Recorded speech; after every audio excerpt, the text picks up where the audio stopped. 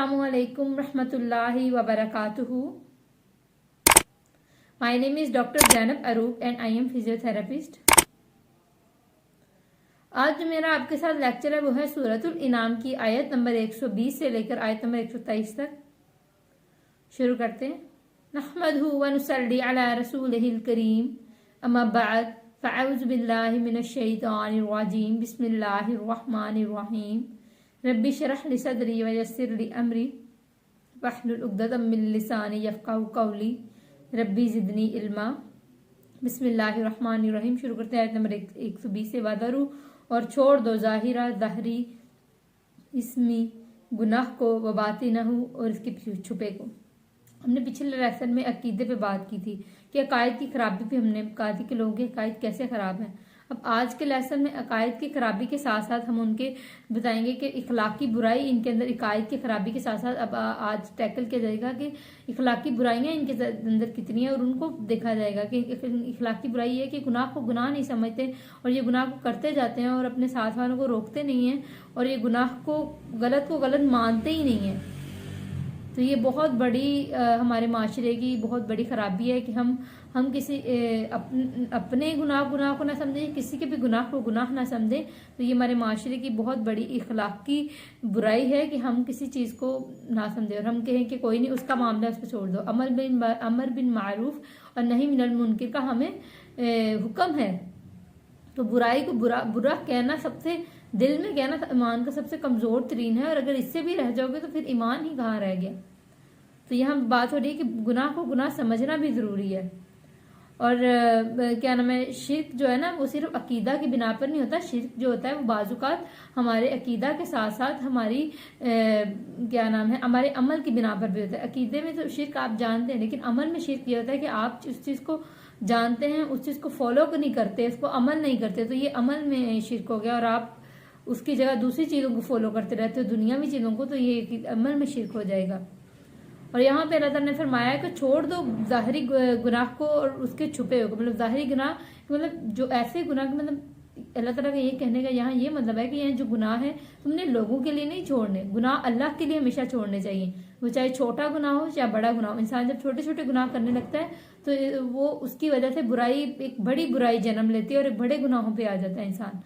तो इसलिए छोटे गुनाहों को ही खत्म करनी चाहिए। तो अल्लाह ताला फरमा रहे हैं कि सिर्फ ज़ाहिरी गुनाहों को ना खत्म करो, बल्कि छुपे हुए गुनाहों को भी खत्म करो। अल्लाह ताला हर चीज़ देख रहा है, लोगों के डर से नहीं तुमने खत्म करा, अल्लाह के डर से खत्म करना है। जब अल्लाह के डर से गुनाह खत्म करोगे तो फिर तुम अपने छोटे छोटे छुपे हुए गुनाह जो किसी को पता नहीं लगते वो भी तुम्हें गुनाह खत्म करने होंगे।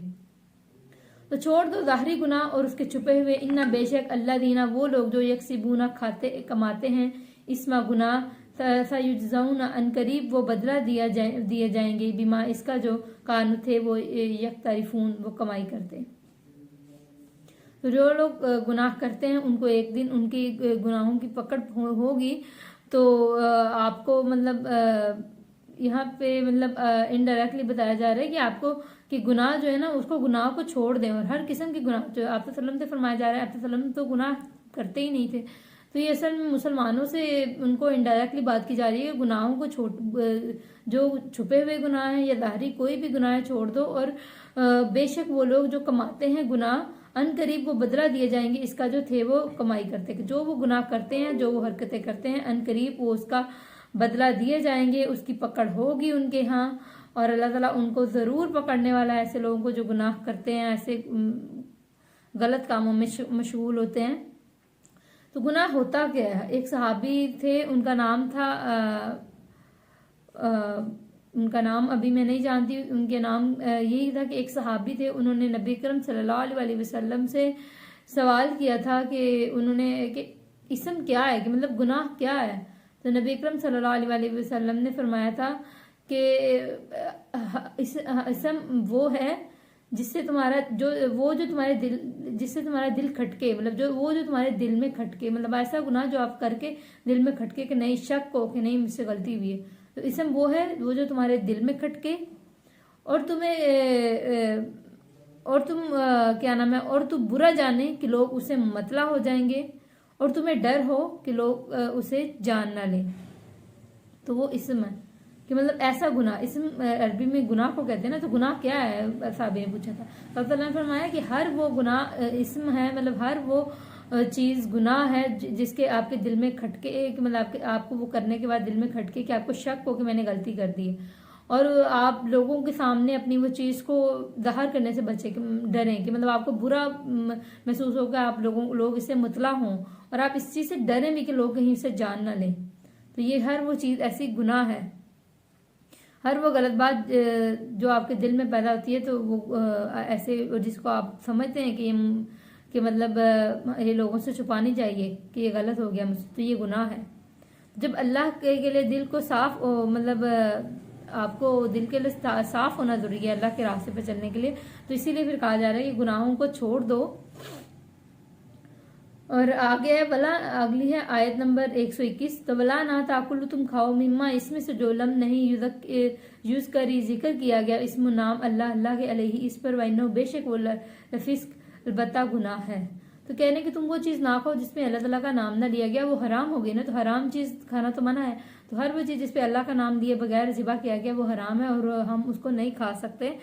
اور اس کے بارے میں، اور حرام و حلال جو اللہ تعالیٰ کا بنایا ہوا کنسیپٹ ہے اسی کے مطابق ہمیں چلنا پڑے گا.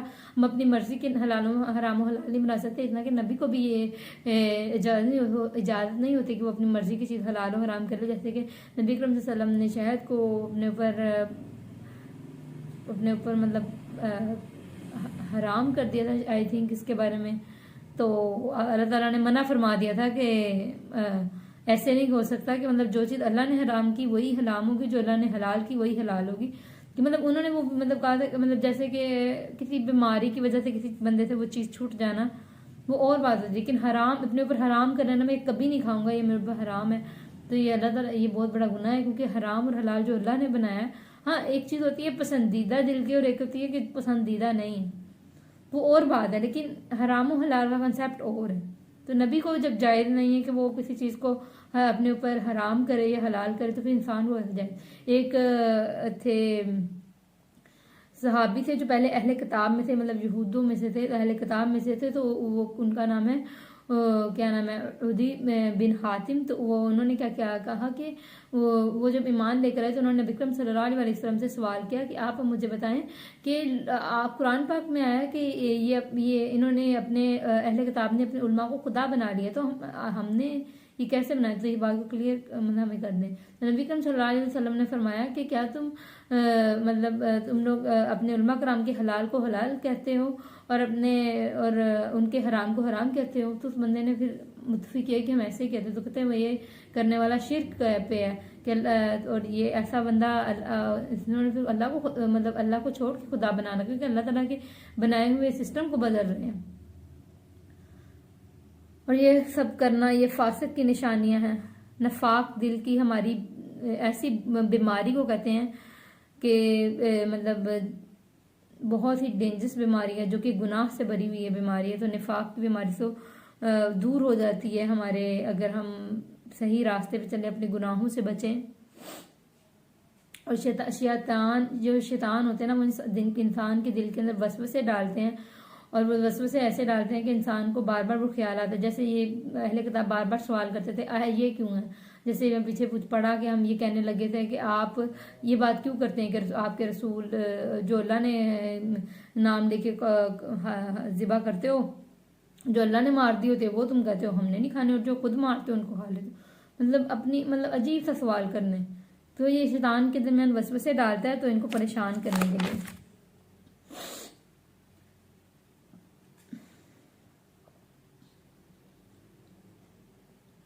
آگے وین، اور بے شک شیاطین لیوحون، البتہ وہ القاء کرتے ہیں، القاء کرنا مطلب وسوسے ڈالتے ہیں، الی اولیاءہم، طرف اپنے دوستوں کے لیے، یجادلوکم، تاکہ وہ جھگڑا کریں تم سے. تو یہ کیا ہے؟ شیطان ہے، ان کے اندر وسوسے ڈالتے ہیں ان کے دلوں میں، اور تاکہ یہ آپس میں جھگڑا کریں اور آ کے یہ کہیں کہ یہ سوال الٹے سوال کریں. تو یہ شیطان کے وسوسے ہیں جو ان کے دلوں میں ڈالے ہوئے ہیں. وین، اور اگر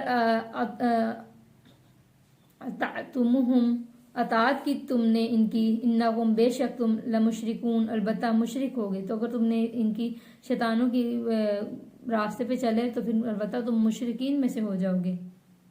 اب اگلی آیت ہے آیت نمبر 122.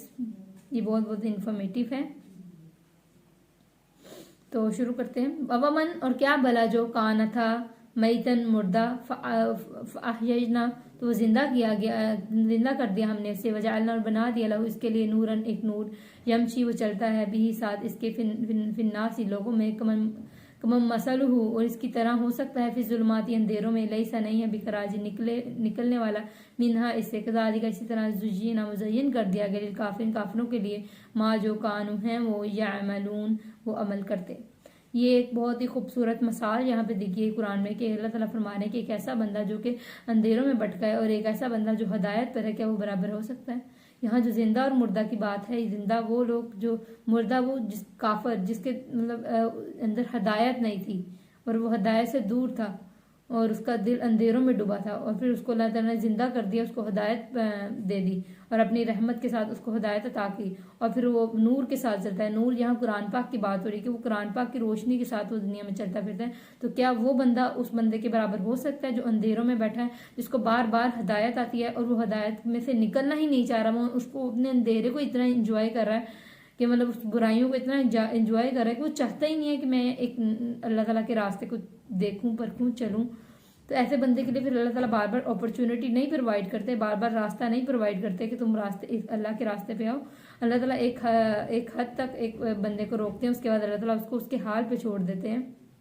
اور جو بندہ خود نہیں ہدایت کے راستے پہ آنا چاہتا تو پھر یہ وہی لوگ ہیں جو کہتے ہیں کہ ہاں ہمیں کیوں نہیں مطلب اگر ہم کیوں نہیں پھر مسلم پیدا ہوئے ہم کیوں نہیں تھے ہدایت. یہ آپ لوگ اس لیے نہیں ہوئے کیونکہ آپ کے خود کے دلوں میں اتنی محبت نہیں تھی دین کی. اگر آپ دین کی محبت پیدا کر کے آپ چلتے تو آپ خود اپنے دل کے ساتھ ضرور آگے آتے لیکن آپ لوگوں کے دل میں وہ محبت تھی نہیں آپ کی وہ کوشش ہی نہیں تھی. یا آپ کے دل میں اگر تھوڑا سا بھی اگر کوئی ایسا بندہ ہے نا کہ مطلب جس کے دل میں تھوڑا سا بھی ہو کہ میں دین سیکھنا چاہتا ہوں اللہ تعالیٰ اس کو خود بخود اپرچونٹی پرووائڈ کر دیتے ہیں. تو اگر ہم کہیں کہ کافر کیوں ہے کافر اللہ تعالیٰ نے ان کو عقل و شعور دیا ہے ان کو سب کچھ ان کے سامنے کھول کے بیان کیا. وہ جان بوجھ کے اس راستے پہ نہیں کیونکہ وہ اندھیروں ایک مینڈک کنویں میں بیٹھا ہوا ہے وہ اس کنویں میں وہ سمجھتا ہے کہ یہ زندگی بڑی خوبصورت ہے اس کنویں کے اندر اتنی ہر چیز مجھے پرووائڈ کی جا رہی ہے. وہ نکلے گا تو اسے پتہ لگے گا وہ کیا کیا چیزیں وہ وہیں پہ کہتا ہے میں خوش ہوں میں ادھر ہی رہوں گا. تو یہی فرق ہے یہاں پہ. تو اس کی مثال ایک ایسے بھی ہے کہ ایک بیج ہے جو اس سے ایک پودا نکلتا ہے اور اس پہ ایک بارش ہوتی ہے وہ پودا نکل جاتا ہے. تو بیج ایک گمراہ ہے جو مٹی کے تلے دبا ہوا ہے اور مٹی کے تلے دبنے کے بعد وہ اوپر ابھرتا ہے اس پہ بارش ہوتی ہے مطلب نور بارش وہی کی مثال ہے نا قرآن میں. تو وہی ہوگی اس پہ قرآن پاک نازل ہوگا اور آہستہ آہستہ وہ عقل و شعور کے ساتھ پھر اللہ تعالیٰ سے ہدایت دے گا اور وہ پودا بن جائے گا. تو دین پر عمل کرنے والوں کی ایک چیز ضرور یاد کر لیں کہ دین پر عمل کرنے والے ایسے لوگ ہوتے ہیں کہ وہ ان کو قرآن سیکھنے سے پہلے اور قرآن سیکھنے کے بعد ان کی پرسنالٹی میں بہت فرق آتا ہے. اور یہ آنا چاہیے انہیں کوشش کرنی چاہیے. اگر نہیں آ رہا تو اپنے اندر پرکھیں اور اپنے اندر کوشش کریں کہ وہ فرق پیدا ہو آپ کے بولنے میں آپ کے سہنے میں آپ کے رہنے میں آپ کے ڈریسنگ سینس میں آپ کی کافی چیزوں میں. مطلب کیا آپ کو پتہ لگنا چاہیے کہ دین ہمیں کس چیز کو فالو کرنے کو کہتا ہے اور کس کو نہیں. اور دین اتنا مشکل بھی نہیں ہے اور اتنا آسان بھی نہیں ہے کہ آپ اس کو کہیں کہ ایسی میں مطلب اکثر لڑکیاں عجیب سی بچوں والی بات ہے کہ بال کھولے ہوتے ہیں اور عجیب سی ولگر ڈریسنگ اور کہنا کہ نیت پہ ہے مال کا دارمدار ضرور نیت پہ ہے لیکن جب اللہ تعالیٰ نے تمہیں عقل دی ہے تم سب جانتی ہو تو پھر کچھ عقل کرو. تو اس لیے عمل اپنا ضرور کرو. عمل کے بغیر کوئی فائدہ نہیں ہے علم سیکھنے کا. تو اللہ تعالیٰ ہمیں بھی عمل کرنے کی توفیق عطا فرمائے. تو اسی طرح بات ہو رہی ہے کہ جو کیا نام ہے اللہ تعالیٰ اس کو ایک بندہ ہوگا جو اللہ تعالیٰ نے اس کو ہدایت کا راستہ دیا اور وہ ہدایت پر آ گیا اور وہ پھر ہدایت والا بلائنڈلی فالو نہیں کرتا کسی چیز کو وہ حق پر رہتا ہے. تو آگے ہے کذالک اس طرح زجین مزین کرتا ہے کافروں کے لیے جو ہیں وہ یعلمون وہ عمل کرتے. تو اللہ تعالیٰ جو مزین کر دیتے ہیں جو وہ عمل کرتے پھر اللہ تعالیٰ ان کو انہی کی جیسے سزا دیں گے جو کریں گے وہ لوگ. کذالک اسی طرح جعلنا بنایا ہم نے فی کل قریۃ ہر بستی میں اکابر بڑوں کو مجرم اب یہاں کیا بات ہوئی، آپ کو پتہ ہے زمانے میں سب سے پہلے برائی کہاں پہ آتی ہے؟ آپ اپنے معاشرے میں، اپنی سوسائٹی میں دیکھیں کہ سب سے پہلے برائی کہاں آتی ہے۔ سب سے پہلے برائی جو معاشرے میں آتی ہے وہ ہے ہمارے کیا نام ہے، ایلیٹ کلاس میں۔ ایلیٹ کلاس میں سب سے پہلے برائی آتی ہے۔ وہ آپ کو برے کاموں میں، آپ اس کو آئیڈیلائز کرتے ہیں اور آہستہ آہستہ آپ انہی کے راستوں کو فالو کرنے لگتے ہیں۔ تو یہ ہے ایلیٹ کلاس کی۔ تو اللہ تعالیٰ کہہ رہے ہیں کہ ہر مطلب وہاں کے جو بڑے لوگ ہوتے ہیں، کہ مطلب وہاں کی جو بڑے طبقے کے لوگ ہوتے ہیں، ایلیٹ کلاس ہوتے ہیں، تو ان کے اندر سب سے پہلے معاشرے میں برائی آتی ہے، وہ پھر معاشرے کی برائی کو فالو کرتے ہیں، لوگ آہستہ آہستہ ان کو آئیڈیلائز کرتے فالو کرنے لگتے ہیں ان چیزوں کو، پھر وہ نئی برائی کو پکڑ لیتے ہیں اور وہ نئی بات کو فالو کرنے لگتے ہیں، اسی طرح یہ سلسلہ چلتا رہتا ہے۔ تو سب سے آپ نے دیکھا ہوگا کہ سب سے زیادہ امیر و کبیر جو دنیا میں پھرتے ہیں وہ نان مسلم جی ہیں، اور وہ بہت زیادہ ایلیٹ کلاس سے تعلق رکھتے ہیں۔